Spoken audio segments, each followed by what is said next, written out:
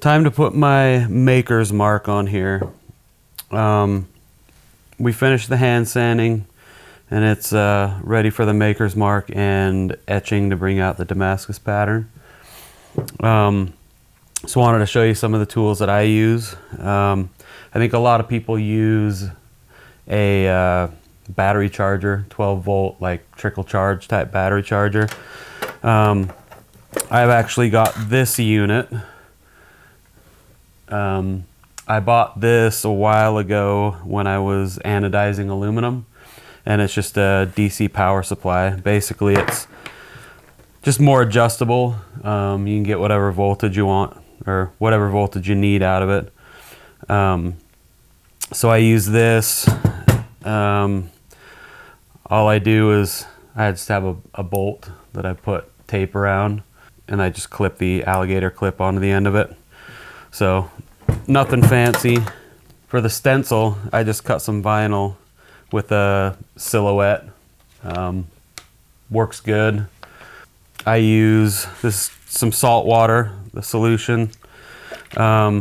Basically just pour some water in a bottle and you put salt in it until it stops dissolving. And then I use these right here. These are, I mean, go to Walmart, get these for a few bucks, and they work just fine. First thing I do is, after I've hand sanded, I try as hard as I can not to touch the area that I'm going to be etching. But if you do, I just take some Windex, get a clean shop rag, and then just wipe it down in that area. That usually gets it nice and clean and get it dry. Then what I'll do is I peel off one of these pieces of vinyl.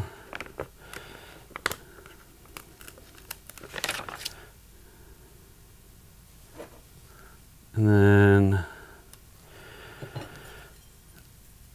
you just need to figure out where you want it, basically. This is a little easier when it's setting on something, but for video purposes, we'll do it this way. So basically you just get it lined up exactly where you want, plop it down there like that, and then again, don't press on it with your fingers. I'm honestly not sure if that really affects it, but I know when you're etching with ferric, if the surface is dirty, the ferric doesn't do its job very well. So press that down like that, and then you'll want some electrical tape. And then what this is for is just to protect the steel around where you're etching, because you don't want to get the saltwater solution anywhere but where you're etching. And then just make sure to press this down really well. The other thing you want to do after you get your tape on here is put down something over the rest of the steel here. That way, when some of the saltwater solution splatters from your etching, it doesn't get on the steel and make it so you have to re-hand sand to get the rust marks off. Just take a piece of this, lay it on there, tape it down. The other thing you have to be aware of is your spine. If your spine is exposed, sometimes the solution will drip over the edge, and then you're just going to have to resand that again. Alright, so once you've got that, I just take one of these pads and I have the big ones, so I cut them in half. If you get smaller ones, then they're usually just the right size. Then what I'll do is I'll fold this in half, and then I'll grab my little electrode or whatever you want to call it, and I Wrap it around like this.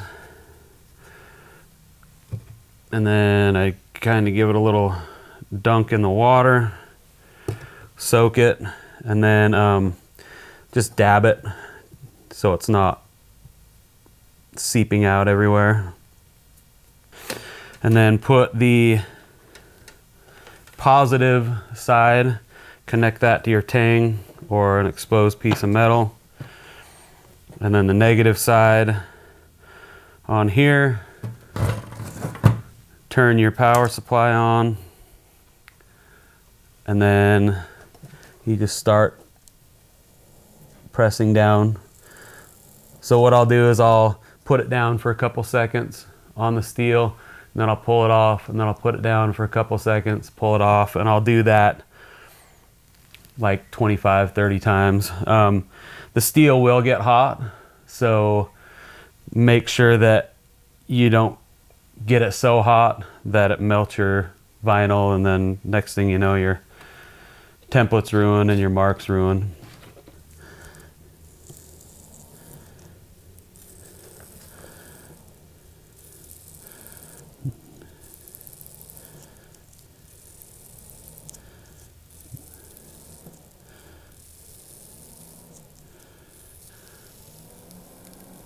So that's 25 times right there. And for reference, I have my voltage set at 15 volts. So I think it might etch a little faster than a 12 volt machine. The etching is done. Now we need to pull this off and check everything.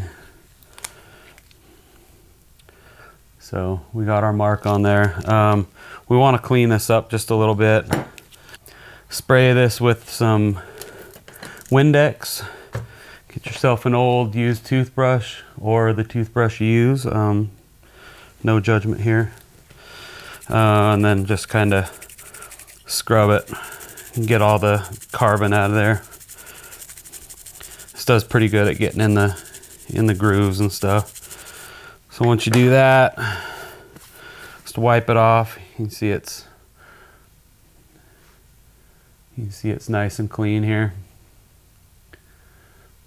What I'll do is get this cleaned up, get all the fingerprints off and all the marks and stuff, and then get it ready for the acid etch to pull out the Damascus.